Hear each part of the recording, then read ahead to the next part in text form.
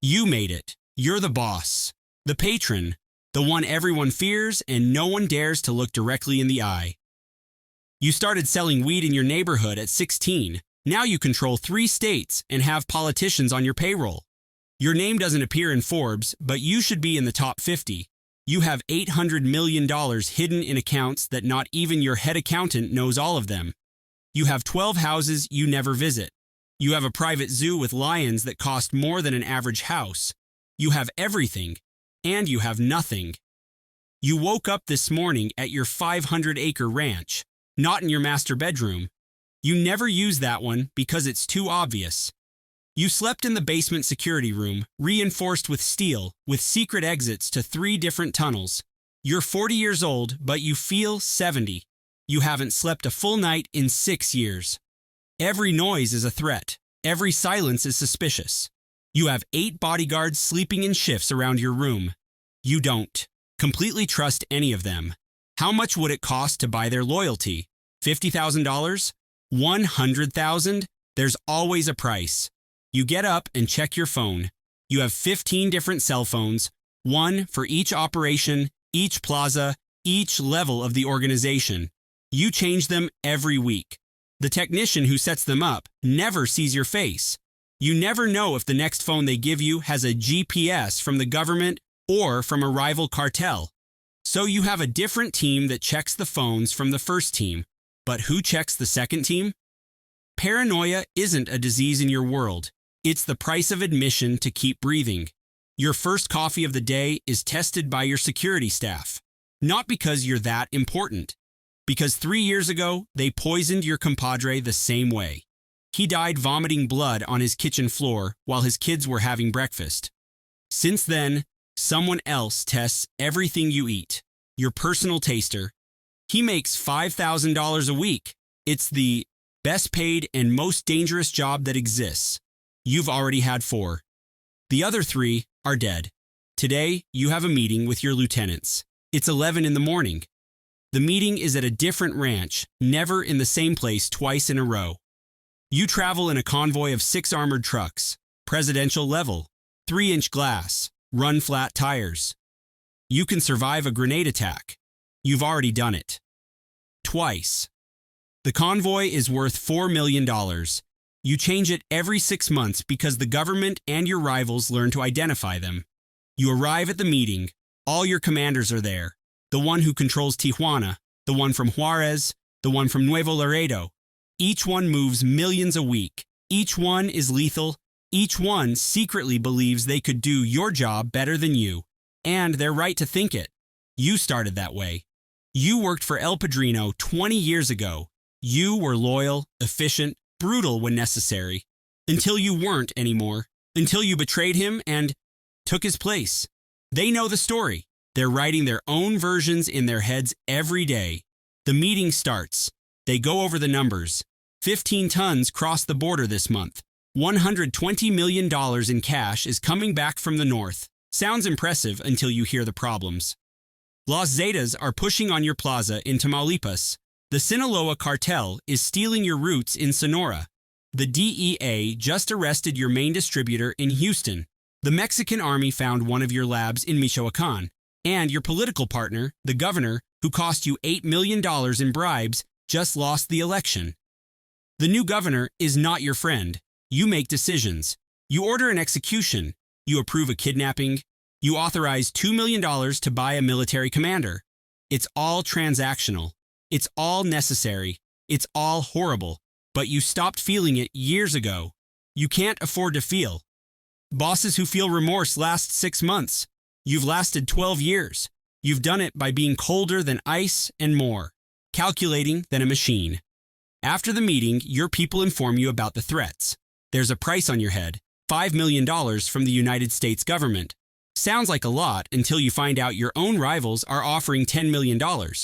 And the real threat doesn't come from outside. It comes from inside. Your nephew, the one you treated like a son, the one you personally trained, is making suspicious moves. Meetings he doesn't report, money that doesn't add up. Your instinct tells you to eliminate him now. Your heart tells you he's family. Your experience reminds you that your predecessor thought the same thing about you. You decide to wait, watch him, give him enough rope to hang himself or prove his loyalty. It's a gamble. In this business, everything is a gamble. You return to your ranch. Your wife is there. You got married 18 years ago. She was a beauty queen in a small town. You fell in love with her smile. She fell in love with your ambition and your money. Probably more of the latter. You have 4 children. You almost never see them. They're at private schools in Switzerland. It's safer. Sadder, but safer. Your oldest son is 16 years old. The last time you saw him was 8 months ago. He cried when he left. He begged you to leave the business, to be a normal family. You promised him you'd consider it. You both knew it was a lie. Your wife doesn't talk to you much anymore. You live in the same house, but in different worlds. She spends $200,000 a month on clothes, jewelry, and bullshit she doesn't need. You don't say anything. It's easier to buy her silence than to deal with her pain. You know she probably has a lover, one of your employees, or maybe one of your pilots. You don't investigate because you don't want to know. Because if you confirm it, you'd have to kill him to maintain respect. And you're tired of killing, although you keep doing it. At night, you eat dinner alone. Even though there are 40 people on the property, you eat alone in your room. You can't relax in public. Not even with your family. Every social moment is a performance. You have to be the boss. You have to project power, control, invincibility. You can't show weakness. You can't admit fear. You can't be human. So you eat alone, watching the news, where they talk about you without knowing you're watching. They call you a terrorist, drug trafficker, murderer. It's all true. None of it captures the full complexity. But you don't fool yourself. You're not Robin Hood. You're not a hero of the people. You're a man who chose the fastest path to power and now can't get off the train. You run an empire worth $2 billion annually. You have 5,000 employees, although you never use that word. They're soldiers, operators, distributors, lookouts. Each one is replaceable. You are replaceable. The business will continue with or without you. This is the truth no one admits. You're not special. You're efficient, brutal, and lucky. For now. But luck is temporary. It always is. You think about retiring. It's the fantasy you have every night before sleeping. Disappear. Take $50 million and vanish. New identity, new country, new life. But you know it's impossible. You have too many enemies. The government of 3 countries is looking for you. Your rivals want your head, and your own people, if they suspect you're going to flee, will kill you preemptively to prevent you from betraying secrets. You're trapped at the top. The only way out is down, a cell or a grave. You've seen all your childhood friends die. El Güero fell in an ambush in 2015. El Chino turned himself into the government and is rotting in Almoloya. El Flaco was betrayed by his best friend and they found him dismembered. You go to their funerals when it's safe. Sometimes you send flowers. Sometimes you just listen to the news. Each funeral is a reminder. This is how it ends. Always. There are no exceptions. Pablo Escobar, the greatest, died running on a rooftop. El Chapo, the most famous, is in a cell in the United States forever. El Mencho is still alive, but turned into a ghost, unable to see his family, moving every night. Is that victory? Is that success? You have absolute power over thousands of people. You can order a death with a text message. You can make entire families disappear.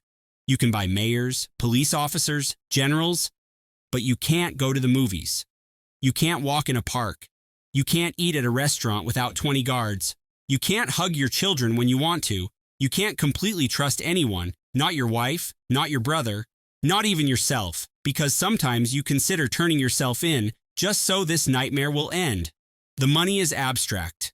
You have so much it lost meaning. What's the difference between $500 million and $800 million? None. You can't spend it. You can't enjoy it publicly. It's hidden in bunkers, in offshore accounts, in properties under ghost names. It's Schrodinger's money. It exists and it doesn't exist. It's yours and it's not yours. It's power on paper, but prison in reality. Tonight, like every night, you'll review your escape routes. You have 3 planes on clandestine runways. You have 2 submarines on the coast. You have fake documents from 5 different countries. You have bribed officials at 12 airports. But you also know that probably none of that will work when you really need it. Because when the big ones fall, they fall fast. One day, you're eating caviar. The next, you're handcuffed on a landing strip with 47 cameras recording you. You look out the window of your armored room. You see the mountains, the stars, the natural beauty of Mexico. The country you love and destroy simultaneously. You're a living paradox. You're a monster who sees himself as a businessman. You're a criminal who maintains his own twisted version of a code of honor. You're an absent father who sends $50,000 a month to a local orphanage. None of this redeems you. You know it. But it helps you sleep. Sometimes. Being the boss of the cartel isn't like in the movies. It's not glory. It's not real respect. It's fear disguised as loyalty. It's wealth you can't use. It's power that turns you into a prisoner. It's being at the top of a mountain, alone, waiting for the moment when someone pushes you or the ground collapses. And worst of all, you can't stop, because the day you let your guard down, the day you show weakness, the day you try to leave, that day will be your last day. So you continue. One more day, one more decision, one more betrayal, until inevitably, like everyone who came before, it's your turn to fall. You're the king of a nightmare empire, and your crown is made of blood.